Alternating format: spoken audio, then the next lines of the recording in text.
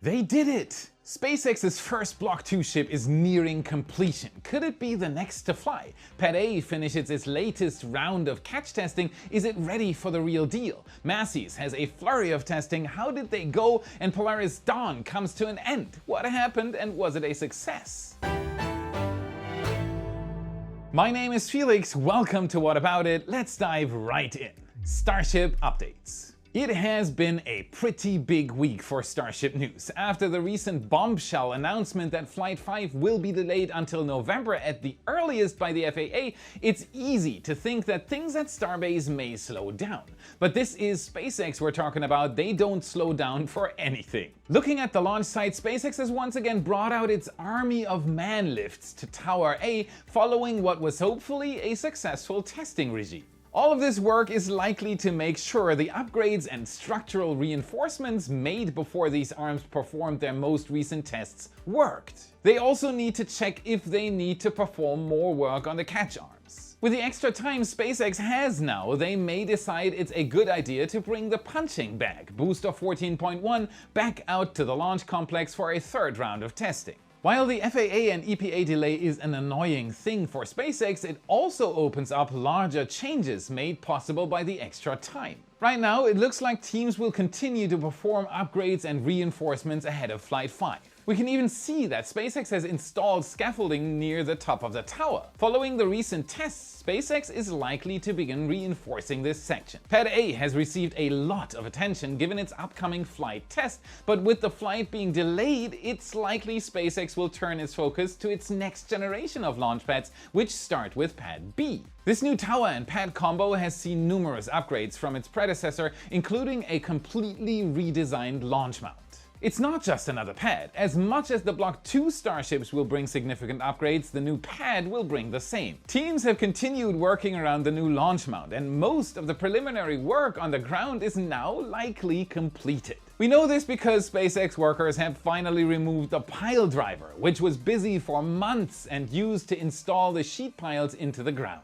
Next, we will likely see SpaceX begin excavating the area where the flame trench will go, while adding the concrete walls for structure. Our photographers were even able to spot what appears to be the beginning of this work with an excavator near a growing pile of dirt where the flame trench will be. I dig it. Looking at the flame diverter that SpaceX built at Masseys as part of its static fire stand, we can see that after preliminary work was completed, the main structure of the diverter was built quite rapidly. This is a bit of a different case, seeing as how it will be much larger and need to withstand much greater forces, although we should see a similar increase in speed. It's even possible that by the next episode we will start to see it look like a proper flame trench instead of just sheet pile lines on the ground. Looking up from those lines on the ground to the tower, it looks like teams have made good progress across the structure. Most of the work is being focused near the base of the tower, where SpaceX will install the Drawworks motor to control the catch arms. This will also house quite a bit of hardware needed to get fuel, oxidizer and nitrogen up to the SQD arm and to the ship. This area needs to have much greater reinforcement than the rest of the tower, as during a launch this area is closest to the flames. Flames like nowhere else on the planet, that is quite the task.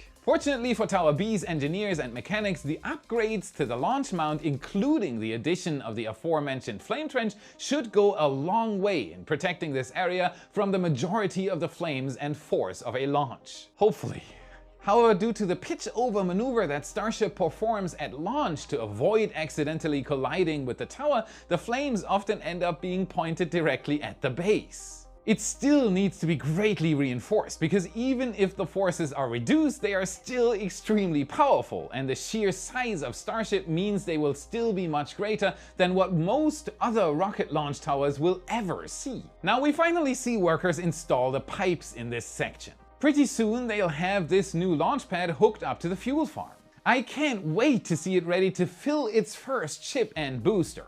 Along with all of the work at the base of the tower, teams have also begun to finish up work on the massive CC 8800-1 crane, which is being used to construct it. We watched as teams lowered this gigantic crane to the ground before removing its upper sections to decrease the height and increase stability. This will allow the crane to be easier to work with, as the extreme height is no longer needed. Hopefully this crane will be raised back up in no time in preparation for installing this tower's catch arms, which should happen relatively soon. At the rate all this work is being done, it is possible that this launch pad could be ready before Flight 5 even takes off. Just as a reminder, it is normal for other launch providers to take years to build a launch pad from inception to first launch. Let's head to the Sanchez side, where some of the elusive Flight 5 hardware currently resides. Sanchez is used for long-term storage of equipment and parts that SpaceX will use later or for things that are no longer needed. This includes the tower catch arms, which were moved over here a few months ago, and we should soon begin to see workers prepping these to move to the launch site for installation.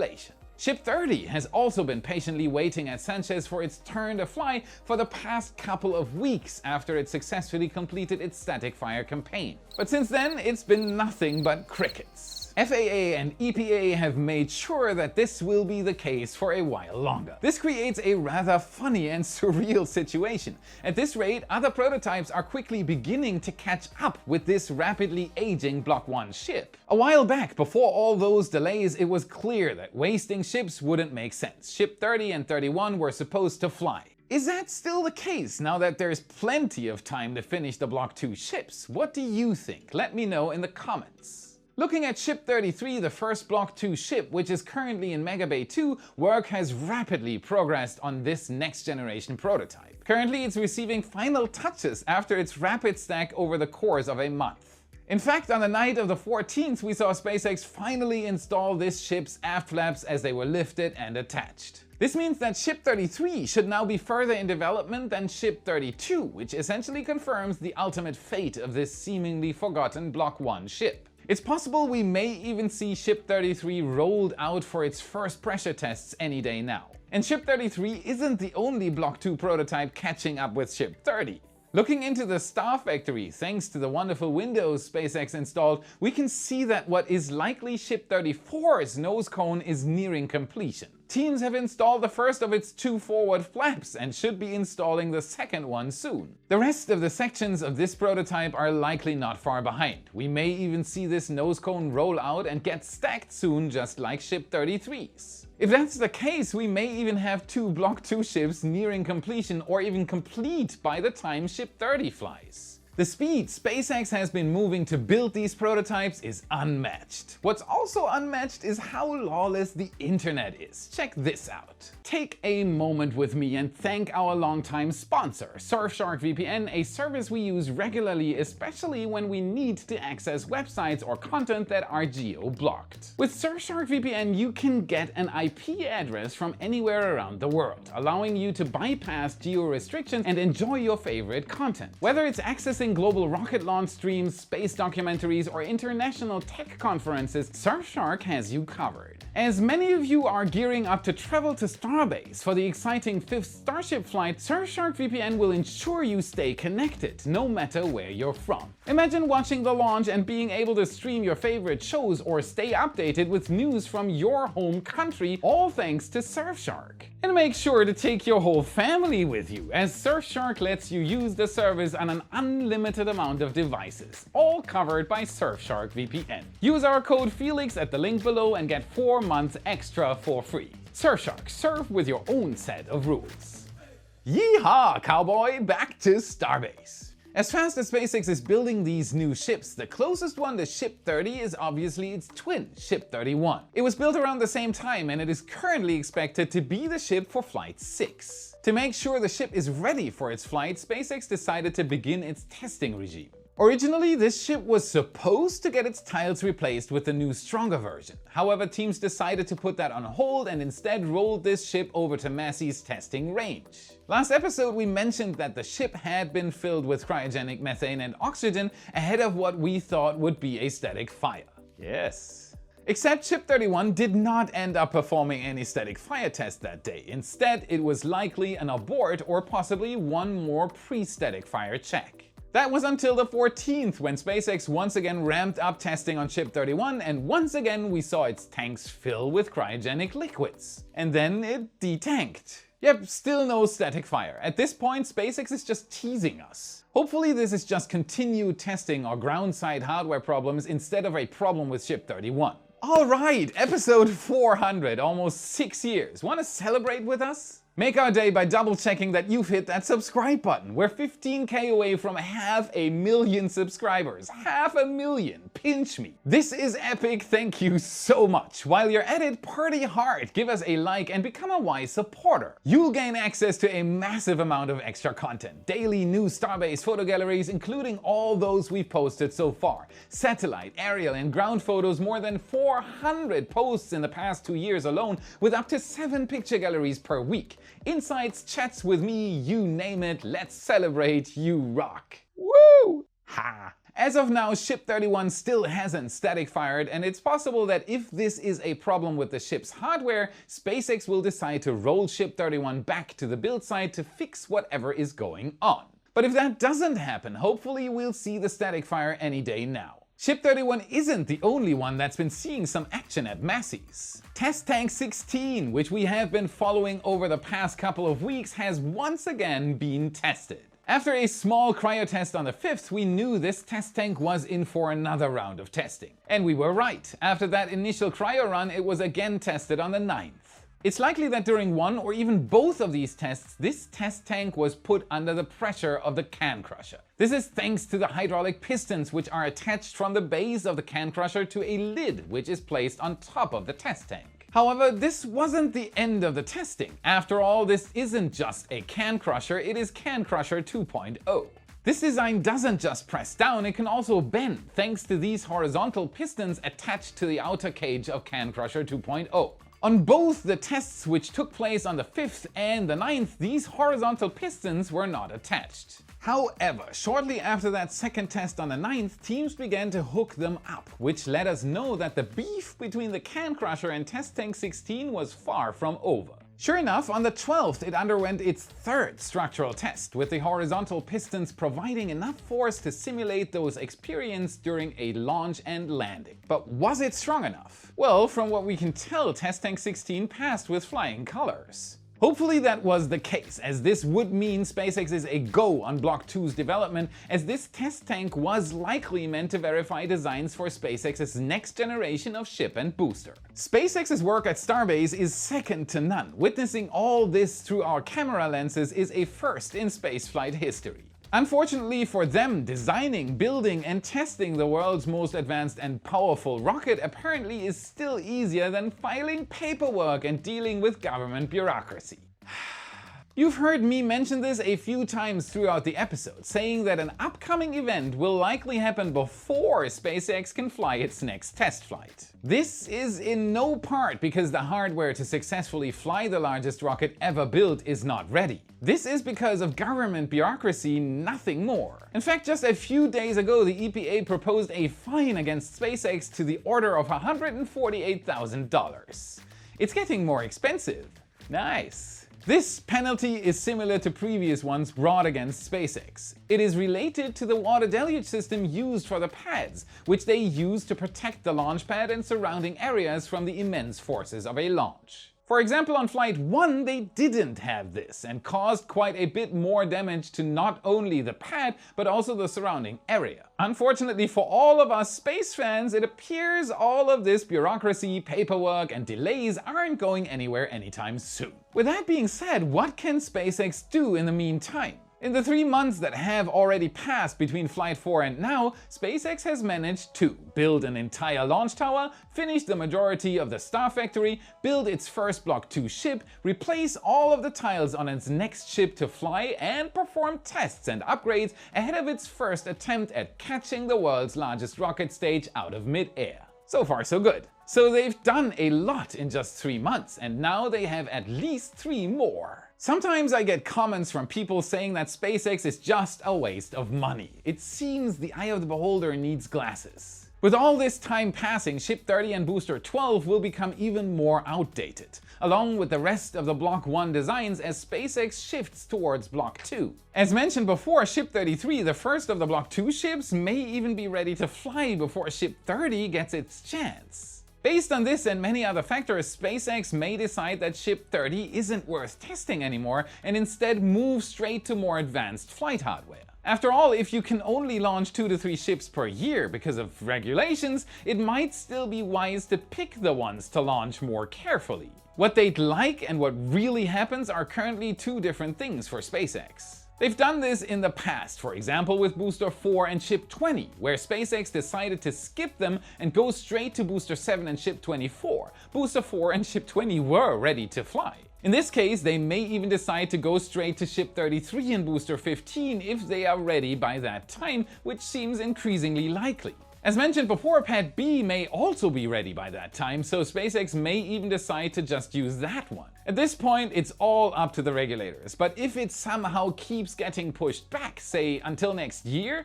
it's almost a guarantee SpaceX will opt to skip to a more advanced pair. What am I saying here? Hopefully that won't be the case. Maybe Elon was right about trying not to have a flame diverter or a water deluge system because clearly it's faster to just repair or rebuild a whole launch pad rather than wait for government bureaucracy. What do you think? Would you prefer a concrete tornado 2.0 instead of waiting? Leave your thoughts on that and what you think SpaceX may do during this long delay down in the comments. I look forward to reading all of them.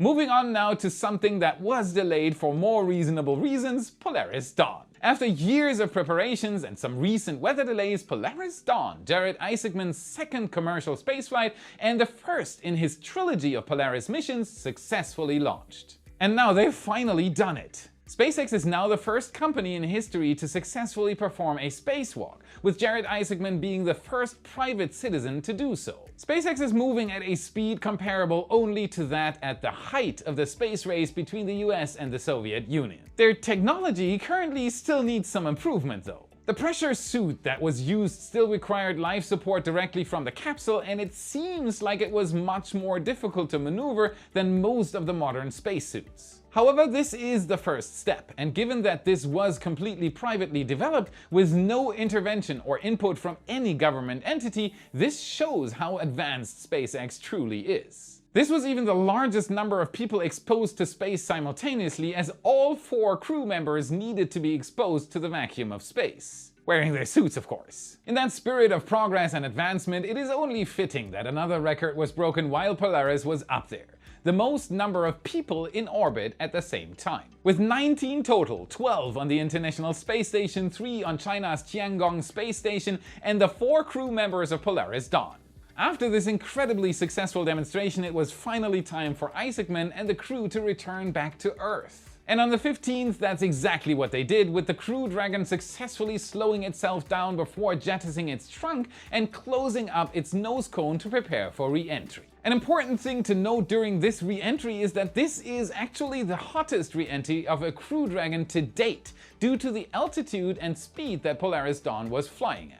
Of course, SpaceX and the Polaris Dawn crew knew that and were prepared, so as usual the re-entry went flawlessly, followed shortly by the deployment of the parachutes and splashdown in the Gulf of Mexico. Sadly not here on the East Coast. Thus bringing an end to this historic mission. Welcome back to the crew of Polaris Dawn. Moving a bit further from Earth now, we have an exciting close encounter. BepiColombo is a joint mission between the European Space Agency, or ESA, and the Japanese Aerospace and Exploration Agency, or JAXA. Europe and Japan have been working together since 2009 to launch these 2 satellites, the Mercury Planetary Orbiter and the Mercury Magnetospheric Orbiter. The launch took place in 2018 after nearly 10 years of preparation. The duo began their journey to the scorched planet. Like most interplanetary probes, the mission uses a sequence of gravity assists to gain enough momentum to reach its destination correctly. It was planned to include flybys of Earth, Venus and Mercury and finally arrive in 2025. In a nutshell, every mission going into the inner solar system, which Mercury is very much a part of as the first planet from the Sun, needs more energy. When traveling towards the Sun, you need to raise your orbital speed to counteract the Sun's strong gravitational pull. That's why you need so many gravity assists to get closer to our parent star. Unfortunately for the team, in April, the probe experienced a thruster malfunction, which required them to modify the mission profile significantly. It would also mean the probe would only reach the orbit of Mercury in late 2026. Thankfully, they did successfully complete the modifications and the mission continued. Due to this glitch, the probe had to fly much closer to the planet than planned on its most recent flyby, which happened just over a week ago on September 4th. Because the probe was so close, however, it did mean we got some stunning photos of the south pole of Mercury, which the probe had never seen before. You could say this was a close call. This marks the 4th of 6 flybys of the planet before the probe finally is able to call it home. The ingenuity of these two countries to not only make but also save this mission is quite admirable. Go BepiColombo, you got this. Thanks for the remarkable close-ups. That's it for today. Remember to smash that like button, subscribe for more. This is what fuels the algorithm, and this is how you can help us for free. Check our epic shirts in your favorite Space Nerd store. A new Raptor design and our epic Flight 5 design are both up. Link is in the description. And if you want to train your space IQ even further, watch this video next to continue your journey. Thank you very much for watching, and I'll see you again in the next episode. And most of the preliminary. Oh gee, Rick! I got it. Poppy. It had to fly much closer. Is Polaris.